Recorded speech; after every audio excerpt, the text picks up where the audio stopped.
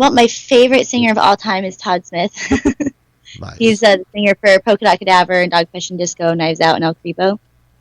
He's got a lot of projects.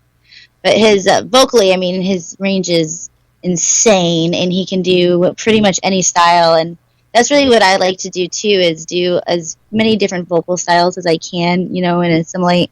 There's a lot of screaming, and in Systemic, I'm not screaming at all. I'm just really learning how to really, like, adapt my voice to that type of music. And then I do, you know, chorus stuff, right? You do a lot of opera as well. So I try to be really versatile.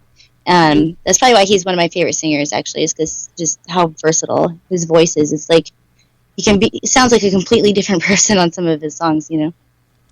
Yep. So, you know, there's not many women in metal music. You see it more now, but what made you get into performing the type of music you do with the screaming and, you know, some of the angry stuff? I started my first band with my brothers when I was about 14, and we started, it was like punk, and then we formed a metal band together, and that's when I started really doing those type of vocals around about when I was like 15 or 16. And at that time, there was only, you know, like Arch Enemy. There really wasn't too much going on as far as females in the metal industry. But I don't know. I've always had this problem with my persona and my voice, that I'm just such a little person. And I think for me, it was really helped me just get myself out there and grow up as a person, and like figure out how tough I can be, and like what I can do with my voice was a huge part of that. Right. Because, you know, I notice a lot of the female musicians, if they're not singing, they're usually a bass player. So, but I play bass. What you saying? Yeah, no, it's true. I mean, like even when White Zombie, the first time I seen White Zombie, the female bass player was just, it was new. It was different. It was like, oh my God, I can't believe she's up there playing this type of music. But right, you know, it's cool. It's definitely awesome that, you know, you're out there doing it. There's, you know, a lot of competition these days. So how do you find that you guys are breaking through that and getting out there to get the music out there to the people? Because there's, you know, with social media, there's so many everybody's in a band now. So yeah, all my friends are in bands, like every single one of them. Yeah, I mean, it's hard to get out there. So yeah, it's like, hey, listen to my music, and they're like, did you listen to mine? I'm like, not yet, but I will. Definitely. But as far as getting the music out there, that has been challenging, like trying to do ads, and, you know, basically just is what it comes down to, is money. But I've been really trying to take advantage of, you know, just doing silly videos here and there, try to get people's attention, and posting the music as much as possible, which is probably really annoying to some people, but I don't care, you know. The only thing that I'm really working on is really trying to get people to listen to Systemic music, and when we put it out there, I mean, it's been doing really good. People really, really liked it. I've gotten almost 100% positive feedback with the songs that we have. So I really don't foresee it being a huge problem. It's just not exactly metal, and it's not exactly industrial. It's more rock and roll. So it's kind of like a new genre for me that I'm trying to break into and figure out where the fans are for that bass, you know? Right. I think it's a good middle road where you can have enough crossover fans to build a big fan base with it. But you don't sound like the typical female singer. A lot of them tend to have a very similar sound, so it's more recognizable. I've only had the music a short time, but I know if I heard it, I would be able to tell that it's you guys playing it. So it definitely stands out. So, but yeah, the music definitely stands out. The stuff Evan writes is unbelievable. Like every song he sends me, I'm like, oh, I want to do this one. I want to do this and this and this. I just gotta pick them. Right, I'm a big fan of his. So I mean, I love everything he does. I've always loved that industrial, electronic, rock, metal element. So the darkness, that I love all of that. So that's what made me a fan, and that's why you guys come on the show, because, you know, I wouldn't have you on if I didn't like it. So fuck yeah, thank you. But But yeah, so what's up? You know, I see that everybody's telling you not to talk about anal fisting and all of this stuff. What's going on there?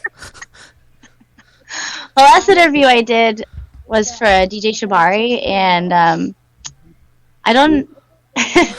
Sometimes I have some really bad social anxiety, and I'll talk about whatever comes to my mind, and that happened to pop up in my brain as we were having a conversation about something that ended up being talking about porn, and porn is something I like to talk about because I think it's hilarious. So it was, you know, I can't help myself sometimes, so don't go there, or else I'm going to go there and it gets bad. That's funny. Yeah, hey, you know, I don't have too many females on the show, and then when I read these comments, you know, I got to bring it up. So, but yeah, no, I got a couple of more segments to run into. I don't want to keep you guys on too long because I tend to go on and on. So, where can people find you guys? Where can they download the music? Where can they purchase it? Do you guys have T-shirts? What's going on there?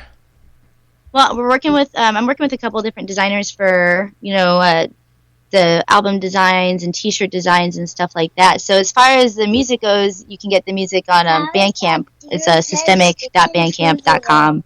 There's links for it on our Facebook and everything.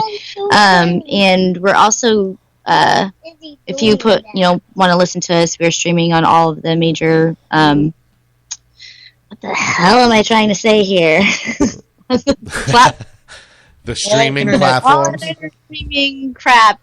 All that stuff. We're on all that stuff. You can always find our music. You can find our music pretty much anywhere if you just type in Systemic.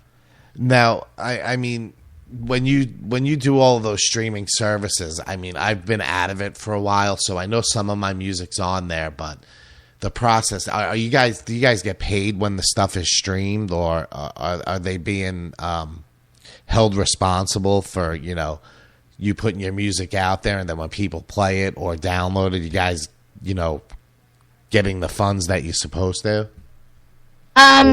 Well, that's an excellent question. Not really. I mean, we would have to get millions of plays to be able to make $10. So, right.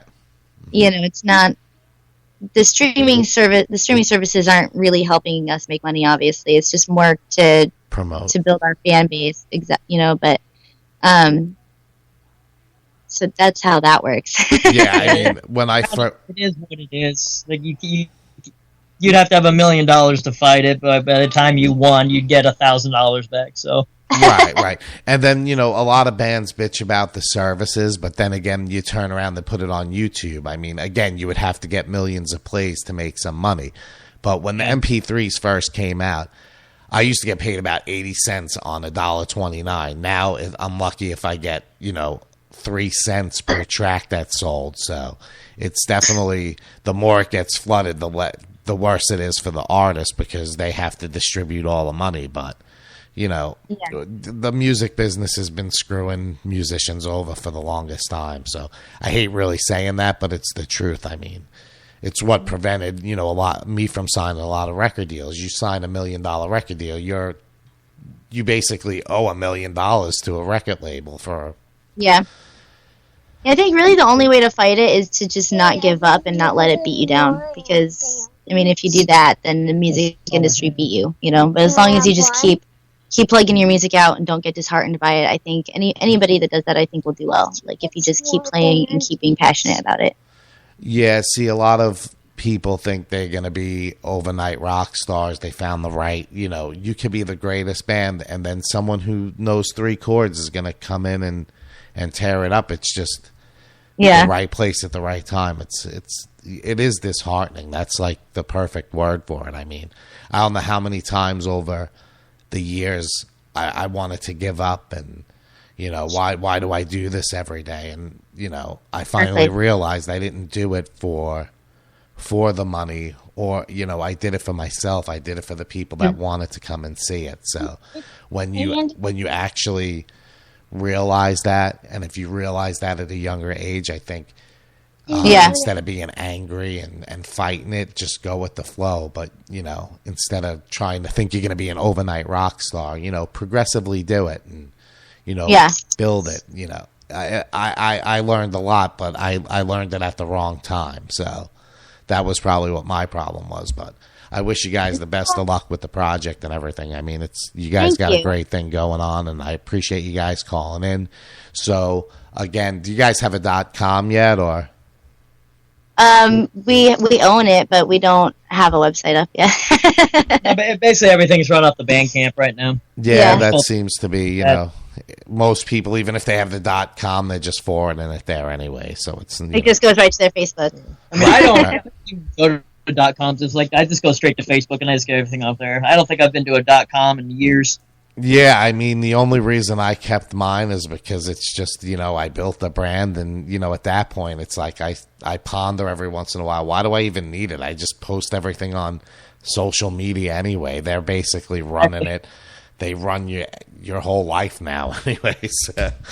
But I appreciate you guys calling in. It was definitely good to talk to you guys and get an update as the CD gets closer and you guys are going to start doing shows. You feel free to hit me up. I'm a big fan. I'll get you guys on the air. We're streaming out now back to around 15,000 people a week. So we're getting back to our numbers. So hopefully people are going to stop by. Like people like you and programs like this are so important to independent artists like us. You know? Yeah, because I mean, it's so hard to. No problem. It's just so hard to get out there, and that, you know, that's another reason, you know.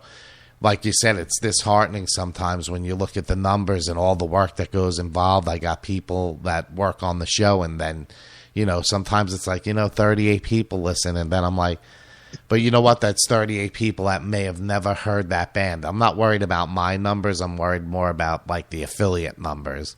That's more important. So, but, you know, one person or 2,000, if someone new heard the music and they dig it, that's the whole purpose of it. I would love for 7,000 people to be tuned in right now to hear you guys, but, you know, it takes time. Over the course of the next few months, probably about 50, 60,000 people will hear it, so it definitely gets it out there. And there's a lot of other programs out there, and they're doing a great job. It's just some of them piss me off because they try to steal my guest the week before and all that, but I don't... It's the typical radio shit. It doesn't change whether it's a podcast. Some people don't think podcasts are even relevant, but, you know, you get a niche like this and, you know, great people like you guys and musicians that come on the show. That's what makes it great. That's what makes, you know, me get up and do this every Sunday. So, But yeah. But yeah, I appreciate you guys calling in. I'm going to move into another segment. Just stay on with me just a second. I'm going to play Resignation by Systemic. You're listening to The Jay Stone Show at rockmetaltalk.com.